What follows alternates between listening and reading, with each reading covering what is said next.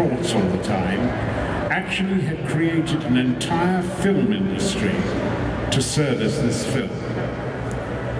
That really depressed me, because then it meant I had to do the bloody thing. But I still had to get out. I wanted to see how he directed his my fellow actors, and how he handled his crew. So I spent a couple of days on the set watching him direct, and the way he fielded every question, the way he understood exactly before they'd actually said it what his technical people were asking. And I realized that this man had everything that you need to be a great director. And I'm delighted to say that I was probably the first person to stand up publicly and say to an audience of journalists like yourself, gentlemen, you have no idea what is happening here. I'm going to say three things and you will laugh at them. First of all, these films are going to be the box office hits of their time. Secondly, they're going to be bigger than Star Wars. Boy, the laughter that went up there. And thirdly, in 20 years' time, when you look back on the best films of your lifetime, Lord of the Rings will be there. Peter Jackson buried his face in his hands. And all I can say is, I had had enough experience of pretty big projects like Shogun, which was the second most successful television miniseries of all time, Raiders of the Lost Ark, which was a pretty damn big series of films. After a while, you get the smell of the great ones. And this came strong and clear right through my nostrils. This was going to be the most remarkable experience. And it really is. And I'm often asked, what is it about Lord of the Rings that makes it such a great thing? And I think it really starts from a great story. Tolkien was a remarkable man. He had religious faith, he was a Roman Catholic. He was a secure living. He lived in a Victorian, Edwardian sort of framework. He was a very successful scholar. He was a great, great sort of teacher at Oxford. And he was greatly loved by his colleagues, his friends, those that knew him, his students, obviously. Everything about this life seems to have gone, by and large, pretty well. The only eventful thing of his life which must have given him the greatest disturbance was his action in the First World War. There was an enormous battle in the First World War called the First Battle of the Somme.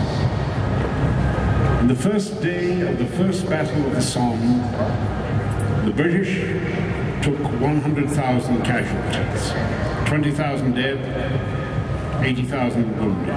The Germans took an equal pasting. Nobody goes into a battle like that without asking himself, why am I here? Is this worthwhile? Am I right to be here? When I see all my fellow officers and young men dying, don't forget the life of a subaltern in the front line in 1917. And the first battle of Somme, I think, is 1815, but sorry, 1915, not 1917. The life of a subaltern was something like 8 minutes or 13 minutes. I mean,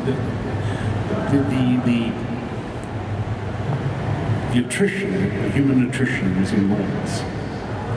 And Tolkien, as that very intelligent, very aware, very moral man, must have asked himself, why?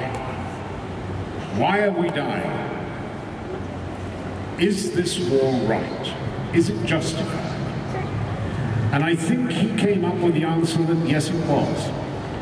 That the battle was against German militarism. Now, when I was at school, the apologists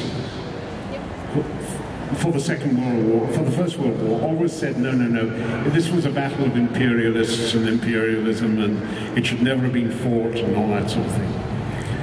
Interestingly, when the Iron Curtain fell, a lot of the material that the Russians had captured from Germany in 1945 was released. And suddenly you had all the material that went into the background of German military thinking in the First World War. And you get extraordinary things like Moltke, who is sort of chief of staff, saying, if there is a general European war, then Germany will most certainly be destroyed. Nonetheless, it is our destiny to fight it. This is madness. This is pure insanity.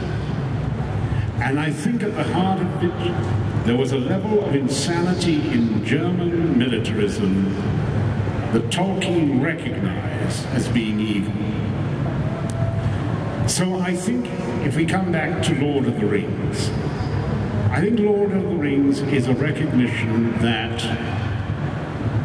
sometimes a generation will have to defend what it believes in and what it values. And if it does not defend it, it will lose civilization. And I think that consciousness permeated Tolkien's life. He knew that he was fighting for Western European, liberal, Christian civilization. And I think in a way, Lord of the Rings is exactly about that. It is about a group of little people, hobbits, who understand that unless they stand and fight and oppose the forces of evil, they will lose the world that they know. And I think that's part of the magic of the story. I think at the basis of all great stories, there is that belief that there is a conflict between good and evil. And it is up to us to make that choice. Sorry, it is a Sunday. I just preached a sermon, haven't I?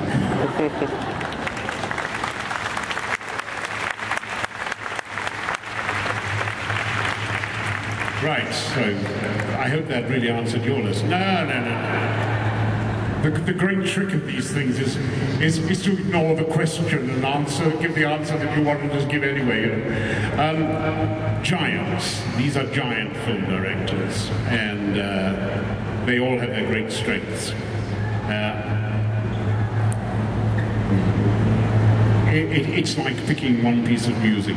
Is Beethoven's Fifth Symphony greater than the St. Matthew Passion? How can you say? They're both great. Yes. Any more questions? Damn, I thought I got out of here quickly. Yes. Well, would you like to come here? My name is Bernadette. Hi everyone. I would like to welcome you to Sydney. And after talking about the brightness of The Lord of the Rings, I would like to ask you about the gloominess of Sliders. You made me cry when I was a little child. You died. In other words, why did I die in Sliders? Oh, I have to tell you, Sliders is... When you get older, you should be quiet, placid, accepting. Sliders still makes me bloody mad. Sliders was the best opportunity we had to make a franchise as enduring as Star Trek. You can go anywhere in the universe, you can go anywhere in time. Anyone know any physics here? Does anyone understand what relativistic time dilation is?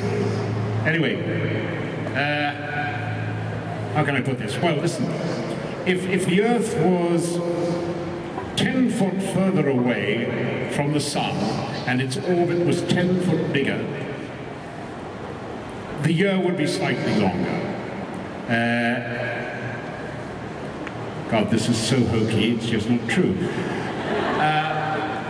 So a world that was, an Earth that was traveling just 10 foot further away from the sun on average, time would be slower on that than it would be